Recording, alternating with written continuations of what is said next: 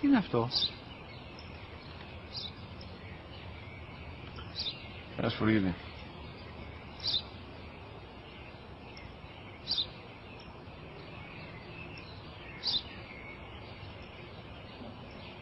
Τι είναι αυτό?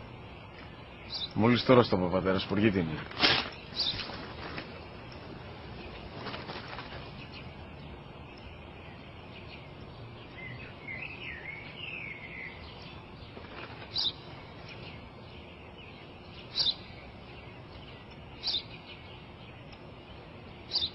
Τι είναι αυτό?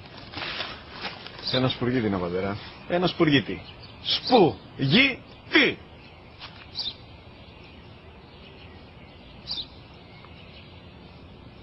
Τι είναι αυτό? Γιατί το κάνεις αυτό το πράγμα, μπορείς να μου πεις? Τόσες φορές σου είπα, είναι ένα σπουργίτη. Δεν το καταλαβαίνεις. Πού πας?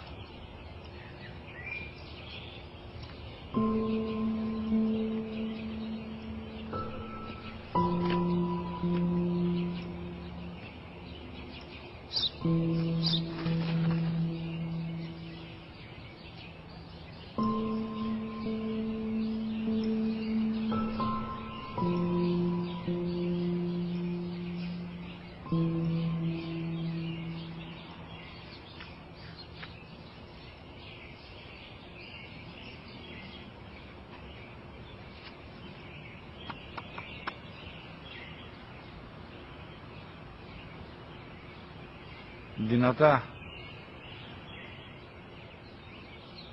Σήμερα ο μικρός μου γιος που πριν λίγες μέρες έκλεισε τα 3 καθόταν μαζί μου έξω στο πάρκο όταν ένα σπουργίτη ήρθε και κάθισε απέναντί μας. Ο γιος μου με ρώτησε 21 φορές τι ήταν αυτό και του απάντησα και τις 21 φορές ότι ήταν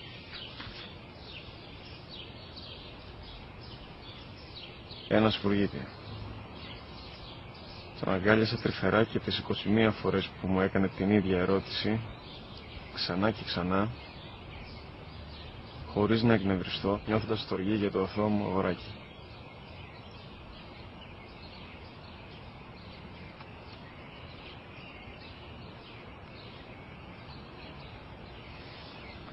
وقضى